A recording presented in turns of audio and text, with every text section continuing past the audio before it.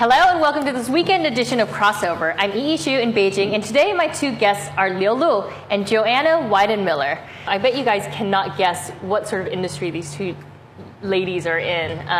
Definitely not bankers. No, apparently not, you know.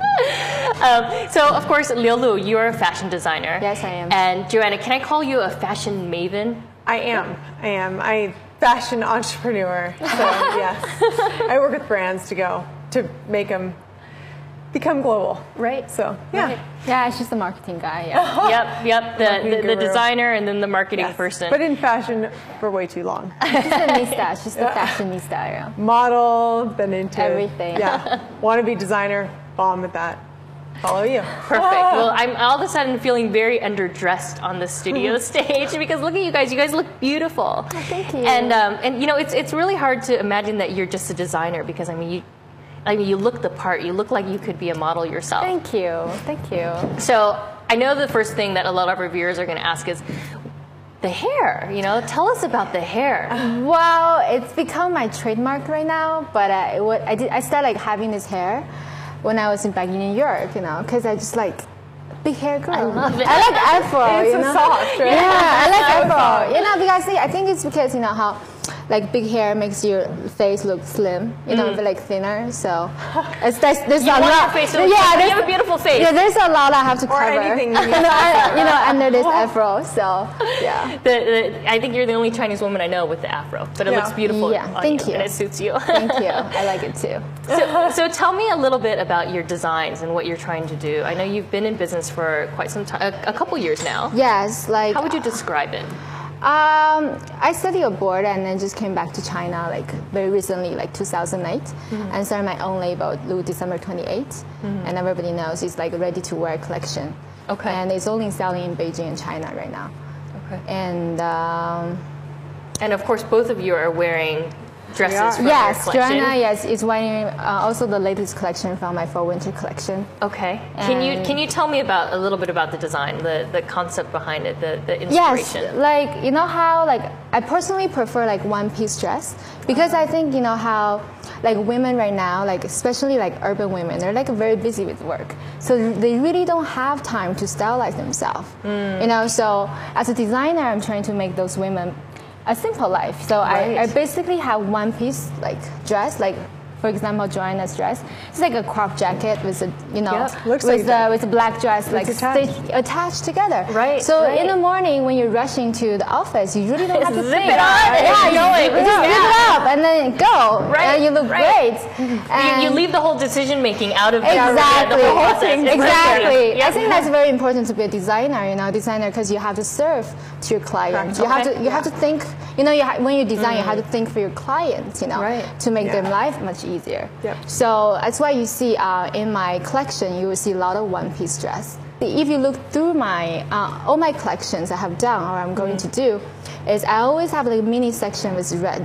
Because you know how I think red is like symbolic color in China, and Chinese people were just falling for red.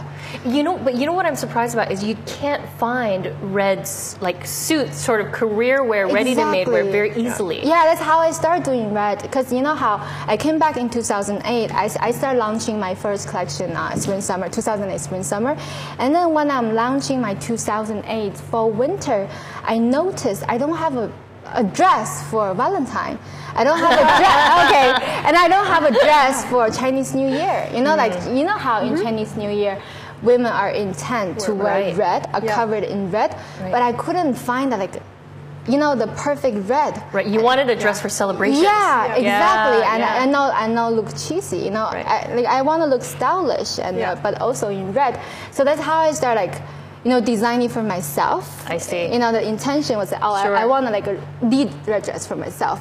And then I was like developing, and I made like a mini section for, and I added to my fall winter collection, like whole red. So right now I started continue this habit and continue this concept and to my collection. So it become like a routine right now. So I always add like 4 or 5 like red collection, like a red dress in no matter what collection is. Right, Yeah. right. Well, Joanna, I know that you're a customer, and you're also, we talked about how you're in the fashion industry as well, and you're probably very aware of what's happening here in China in terms of the fashion. How would you describe Lu's line? Actually, Lu's line is very adaptable.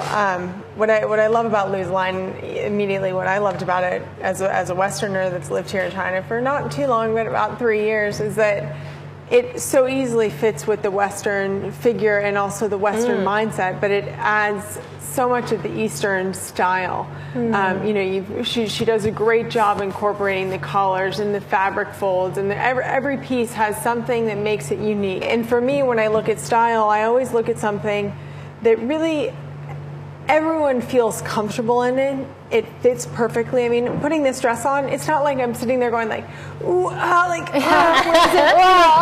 squeezing exactly. It. Just, you know, it drapes well. Yeah, it drapes zip it right up, and it all fits well. And you know, I think that's really important. I mean, you know, Lu's heard it before, but she's a designer much like Donna Karan. In that, you know, beautiful fabrics and just a very good understanding of a human body and of a female body. And immediately that's what I saw when I became, you know, a customer of Lu's. And now as I work with Lu to really help her as she grows and moves into the United States and into Europe, which will be in the next, you know, in the next year or two. Where do we see that, and how is that strategy going to happen? I think Lu actually has a huge opportunity. She's, you know, unbelievable clothing at a cost that's not going to, you know, that the working woman actually can afford. Right. And that's what's important. Well, tell me about the fabric. Where do you find your fabrics? Like I actually have. Do you design your own? No. Like not yet. Okay. But for the future. But right now I have like different sources, you know, to researching my fabric. For example, like China was well known for silk, so you can find the best silk in China. Right. But probably China is not the best place to have knit.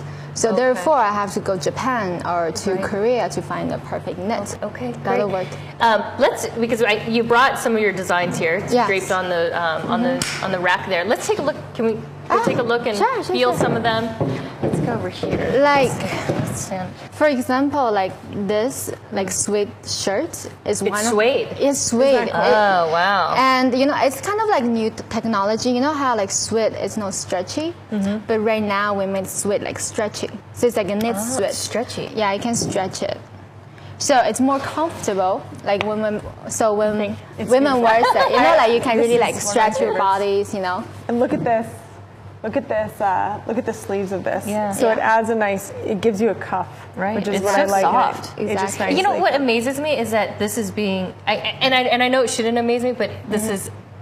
Sometimes it still just amazes me that this is in China. Like this is a Chinese design. Yeah. Exactly. Because I think 5-10 years ago, you would definitely not find something like this. Exactly. Absolutely. And I think like fashion industry is really like moving so fast. You know, like how China is developing very fast, right? You know, in all the kind of the industry.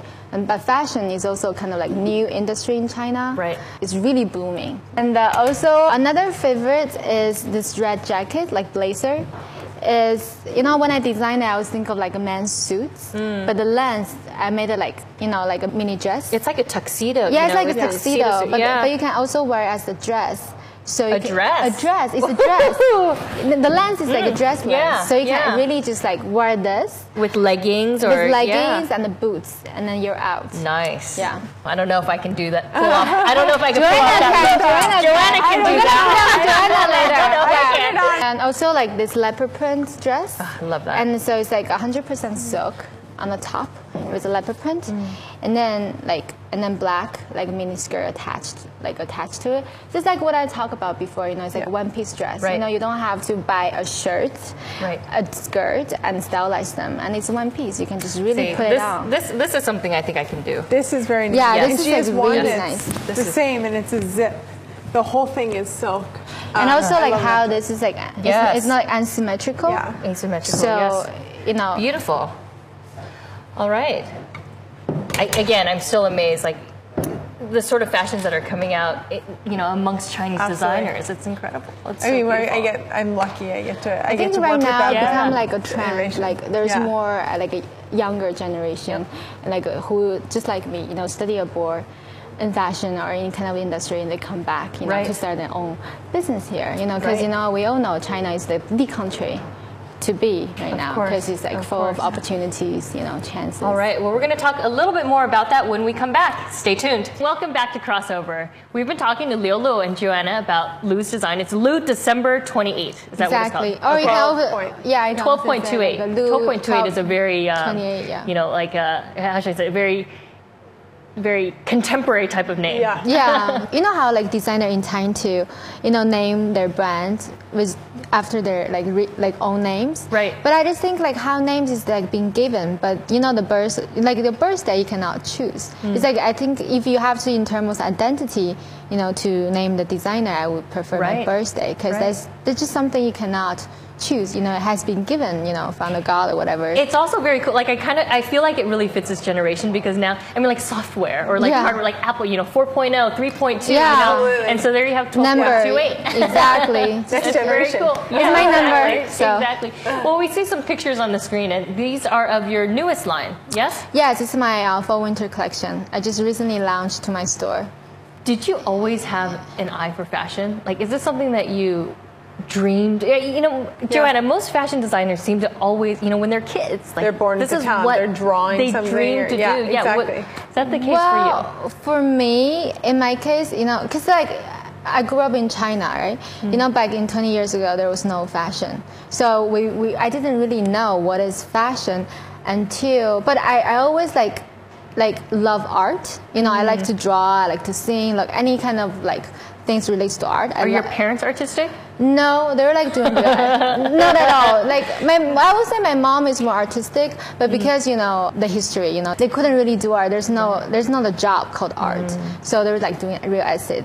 But anyhow, so when I started like loving fashion when I was studying in Paris.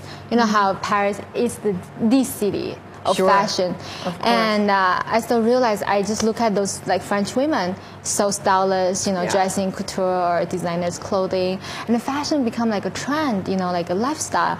That's how I started like fascinating about this thing, this like luxury lifestyle. That was like a turning point. I would love to see a before and after picture of Lu. Like Lu before, while she was in China, before she went to Paris, and then after. You don't want to see it. We should get that. No. Never. I would never show that on TV. How was the hair then? Maybe pulled back. I was much straight. I was like very innocent look. I had like like how in big school. glasses. No, I don't have. I never had a big glass. But it was like how I was like in this like uniform. In my high school, you're like forbidden to have your own style. It was forbidden. You always have to dress in uniform, like short hair. Like you couldn't have your hair like grow longer, like longer than your ears. So it's like very strict about it. That's what I'm saying. There was no fashion back then. Sure. So I was like very surprised I ended up like being a fashion designer like 10 years later. Right. Well, now this line that we just saw, the photos of, which collection is this? Is this your third, fourth collection? It's my fourth collection. Okay. It's my first ready-to-wear collection for winter. Okay. And like right now, I'm starting I have like two labels. One I'm doing like focusing on couture, more evening like gowns, only for celebrities. And I also have another collection are open for public, like my ready-to-wear collection. And those pictures you're seeing right now is from my ready-to-wear collections. Okay. And this is of course as an independent designer because I've read about you and I know that you went to Parsons School of Design, which is like the most elite school for fashion designers in New York, and you won an award while you were there. Yes, I did. I was the gold theme bowl winner in 2008 at Parsons.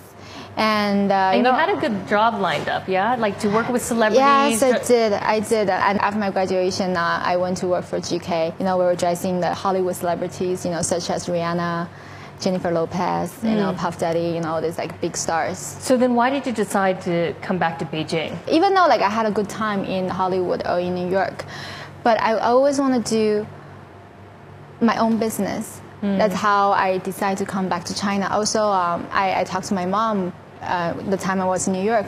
My mom would like encourage me saying, oh, Lu, you should really come back because I really feel right now there's no such a fashion designer like you in China. I think you had much more opportunity to have your empire future in China. So that's how I decided, oh, maybe I should go back. And also I'm a Chinese. I would feel very proud, Sure. to change. You know how made in China right now, it wasn't like, how Chinese had I wasn't like a not decent reputation about made in China, but I believe, You want to change it. Yeah, I believe that our generation or even younger generation are going to change the image of made in Sure. China. Sure. Made in China will no longer meaning mass production, cheap products, Right. bad Joanna, qualities. what have you seen? I mean, you've been here for 3 years. I have, You're from yeah. the U.S. Yep. What have you seen in terms of the fashion transformation because of young designers like Lu? As the new designers are emerging in China, what is so wonderful is, one, they're so passionate. I mean, Right. they will outwork anyone I've ever worked with before around the world, and it's because in their heart they have it's been there and it's grown from them for generation after generation, and this pride in culture and this pride of what they're creating, and that it is theirs. That this red symbolizes so much more to Lu than maybe somebody in a store that just puts on a red dress. Sure, And I love that, and it breeds right through There's the meaning clothing. behind the meaning, designs, right? And I think the best designers anywhere in the world, that you can see that. What I see with the designers now here in China is there's so much room for growth. Now that buying is going so digital, and I hate to say that, but it's just true. All of a sudden, there's going to be this huge surge of needing designers and needing styles, and they're really looking inside China. Right. And I mean, not to mention China is hot in every single way. In everything. Because it's like every developed. industry. Yeah, it's like exactly. Because you know how China has been developing country, but right now China is like almost like fully developed. Right. So there's like enough like wealth, there's like wealth population in China. They have the need, to shopping and luxury products. But besides shopping, the luxury, international luxury brand, they also prefer to shop supporting their own local designers. Sure. Absolutely. And Sure, of therefore, I see like a mass marketing, like space for local Chinese independent designers. Right. That's another reason I came back, Sure. because I can see the future, the Right. potential. And they care, I mean, statistically too, they care so much more, and they do research on what the Chinese buyer is looking at when the Chinese buyer is selecting clothes. It's really a combination of their own culture mixed in with the belief of their friends. The outside influence has a lot, and so anything that their friends can identify with too, and that they feel comfortable identifying with as a designer, Sure, right. is very important. But also that it does have the cultural respect and the cultural symbols behind the outfit. It's very important in the Chinese mindset, and they do like the Western influence. So it's so great that Lu brings so much knowledge from all over the world, and she's being so modest, and I love her story though. And for someone, and we're the exact same age, and she puts me to shame. And I always am like, gosh, I wish I did more. I mean, her clothes have been on the cover of Vogue. You go into her store, and every next thing is a magazine article. Yeah, I mean, well, look at some of these pictures. You decided not to design, clothing for celebrities in the U.S. Instead, you're now designing clothing that's worn by a lot of celebrities here in True. China. Let's take a look at some of these pictures. So that's, of course, Li Bingbing, Yes, famous and actress. Exactly. She was attending this like a media conference in Taiwan for her new big movie. Did she just walk into your store one day and say, Yeah, I mean, for a lot of celebrities, they heard about me and they knows me. So, like when they have like certain event, they want to dress in different. They would prefer to go after the Chinese designer. They'll just give me a call and say, I have this event. well, they want to help out their exactly their Chinese. Yeah, they're trying to get more exposure Sure. to support their own And I designers. can't see this picture. This is Zhang Baizhi. Yeah. I love that dress. Yeah, see the folds in the fabric. I mean, you just don't see that. That's very fan-like of, Asian style. This is one of my favorite dress too. That's a great dress. It's like a goddess feeling. Because I personally like white color. Everything has this. Look at that. That's one of my Actually, favorites. that dress, can turn into a jacket. Oh, Turn jacket. into a jacket? Yeah, you can detach the pleat part Versatile. and transform to a jacket. Oh, that is Yeah, very cool. but So this is the editor of Vogue China. Yeah, editor-in-chief of Vogue, Angelica Zhang. She's wearing my dress to Milan Fashion Week. She should represent Chinese fashion. Exactly, because she's the fashion icon in China right now. So what her opinion is very important. It's either in China or in the West, because she's the icon. She has strong voice. Right. Can I ask you one thing? Are Chinese designers making money? Yes. Good for you. But there's a big but there. there's a but, right? Yes, I am making money right now. But I think there's still a long way for Chinese designer to grow because as I know, most local Chinese fashion designer, they're not corporate yet. You know, they're more like a studio. Small scale. Yeah, right. small scales.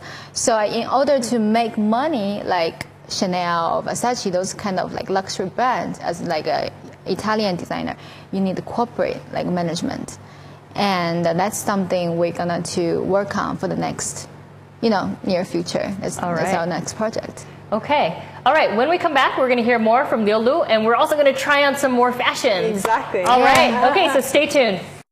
Welcome back to Crossover. I'm here speaking to Liu Lu, and one of the things, through the last 20 minutes that we've been talking that I'm totally impressed with is your English. Oh, because I've met a lot of Chinese designers, and although they could speak a little bit of English, none of them are quite as fluent as you. Thank you. Has that helped you in your business?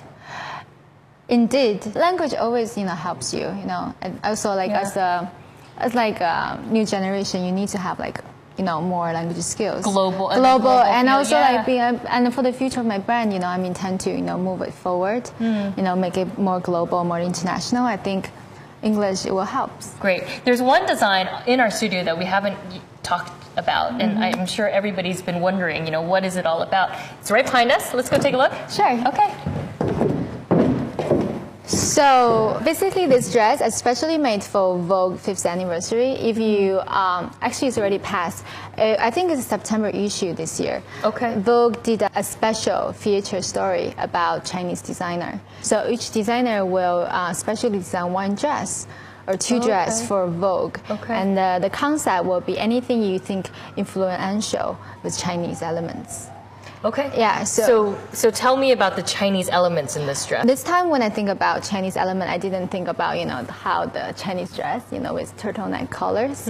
What I think is like the fairy in China. Oh. In our like childhood, there's always like a fairy. How like 齐天大圣, this kind of like fairy. How like fairy in China, the Chinese fairy is like quite different from the Western fairies. So that's how I think of, how the Chinese fairy, they always have these like flying. So that's how I start like, and they flies, and also the color is like very pale. It's like very soft.